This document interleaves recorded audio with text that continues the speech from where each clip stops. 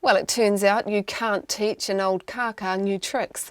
Research into the wild parrots by a Victoria University PhD student Julia Lupet has found that when kaka are faced with a problem, juvenile birds will experiment until they solve the puzzle, while the old kaka can't find a way around the problems.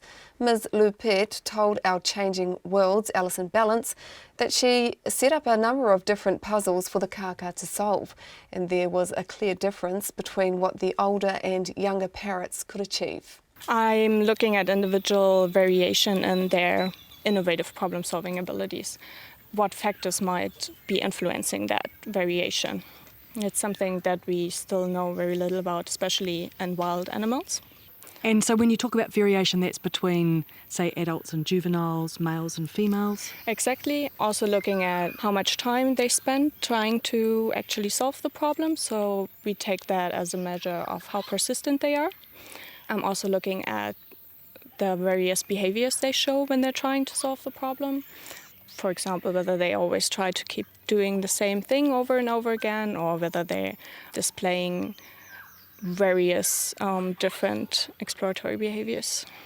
So you've already run through a number of experiments. So there's this one where you've taken the tread plate off and they have to manually flip the lid up. Mm-hmm. What other kinds of experiments have you done?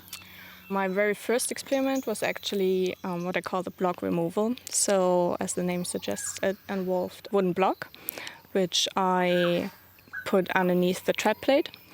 So that blocks the tread plate, which means when the kaka steps on it, the lid won't open. So if they understand that stepping on the treadle is what opens the lid, they should look for the blockage and remove it. So in the block removal experiment, there was actually no adult that was able to solve that one. And in the lid opening, it was only one adult bird. And one possibility for that happening was that the adults are so familiar with these feeders and have their behavioral response to them that they might have had difficulties modifying that behavioral response. So they might have just not been quite as flexible in their behavior as the juvenile birds. So you say that none of the adult birds solved the block problem. Did the juveniles solve it? They did, yes. And the sub-adult birds, which would be individuals of about 1 to 4 years of age, they were sitting kind of in between. The juveniles also tend to be more persistent when they're trying to solve the problem. Those clever little baby manus. Julia Lopet speaking with Alison Balance.